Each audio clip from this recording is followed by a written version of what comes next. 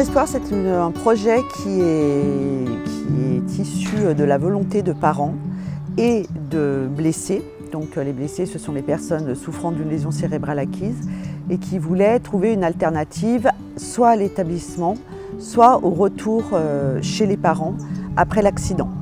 Donc ils ont, avec l'association des familles des traumatisés crâniens, eu l'idée de créer une colocation. Il fallait trouver un partenaire pour fournir les aides humaines et on a travaillé pendant 4 ans sur ce projet pour que les usagers qui le souhaitaient puissent vivre ici.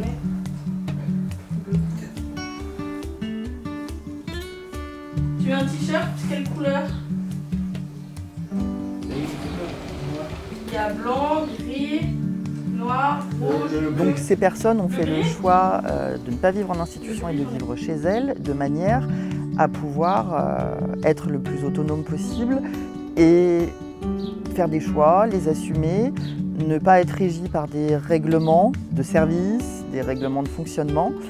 Et effectivement, le choix des activités, ou des fois de ne pas faire d'activité, c'est aussi un choix, fait partie intégrante de cette latitude qu'on a dans le logement inclusif. Un logement inclusif, c'est un logement qui est partagé, un logement qui est inséré dans la cité et un logement qui est accompagné.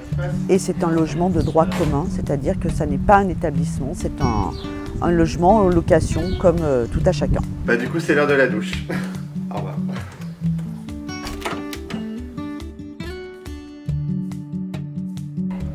Notre petit-fils qui a eu cet accident en 2013, qui a eu une grande chance il y a 2 ans de pouvoir s'installer dans cette maison.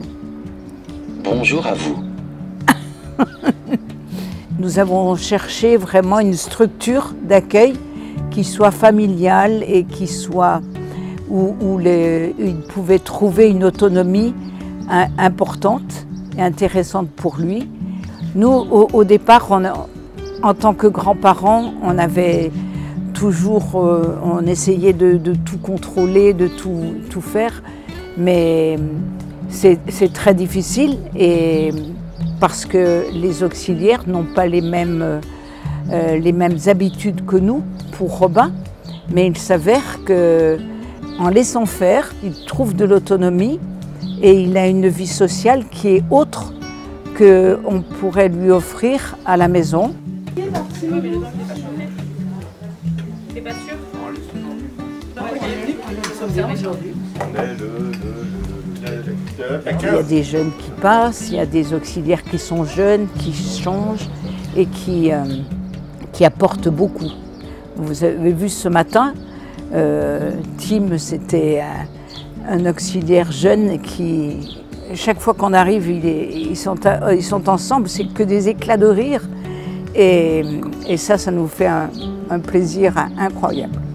Moi je m'occupe de Robin habituellement, donc c'est un jeune homme de 27 ans avec qui du coup je m'entends très bien puisque on se connaît bien, puis par chance on est aussi sur la même longueur d'onde, donc on rigole beaucoup ensemble.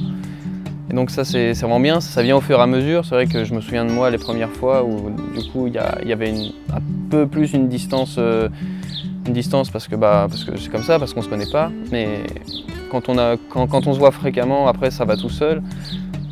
Faut aimer le relationnel dans ce métier, en tout cas c'est sûr, ça aide, mais c'est ce qui est pour moi le plus enrichissant vraiment. Alors bonjour, je m'appelle Alexandre. Comme j'étais handicapé, forcément il fallait qu'on trouve quelque chose et on a trouvé justement cette maison. C'était spécial handicapé avec des activités. Donc là j'ai le kiné, le sport, mais pour handicapé s'adapter aussi. Alors du coup les maisons espoir c'est quelque chose que j'aime bien parce qu'il y a plus côté structure, hôpital ou centre d'accueil. C'est vraiment un logement où ils sont chez eux en colocation, où ils voient quand même du monde, mais ça reste quand même encadré. Ils ont quand même un encadrement qui fait qu'ils ne sont pas non plus livrés à eux-mêmes. Si on oublie le fait que je suis handicapé, pour moi c'est normal. Je vois pas d'énormes différences avec quelqu'un de valide. Au final on fait à peu près les mêmes choses. Ici, il y a plus d'individualisation, je pense. Ça leur permet aussi d'être entourés avec d'autres personnes en situation de handicap, donc quelque part il y a une espèce de soutien et de compréhension de l'autre. Ça leur permet aussi d'avoir une plus grande présence, même aussi au niveau des aides à domicile qui viennent. Ah, si on est seul, honnêtement, je pense qu'on s'en met très bien. C'est bien, là, au moins il y a du monde et tout, il y a de la vie au moins dans cette maison. Dans cette maison, ça chante, ça bouge, ça joue de la musique. Quelquefois, ils se disputent, il y a de la vie.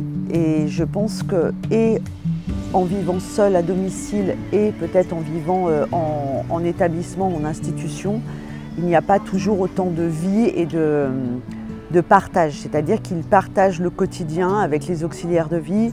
Les auxiliaires de vie ne sont pas enfermés dans un bureau pour se passer les transmissions, mais tout se passe avec eux, auprès d'eux. Je pense qu'il y a une grande liberté et beaucoup de vie quotidienne, ce qui n'est pas le cas lorsqu'on vit chez ses parents et qu'on a 30 ans ou quand on est en établissement.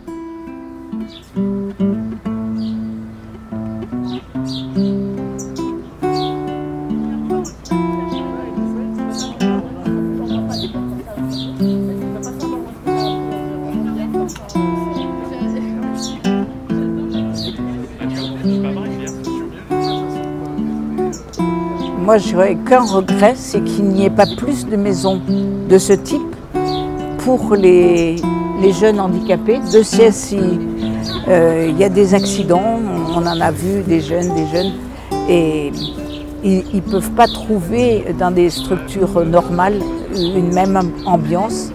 Et c'est vraiment dommage pour eux. Et j'apprécie beaucoup que Robin puisse en profiter.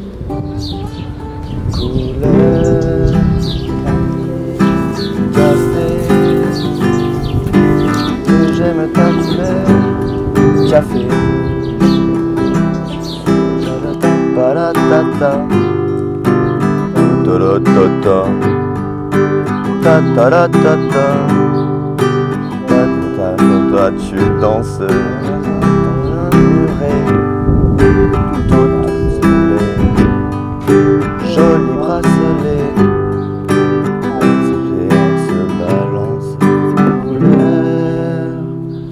Café.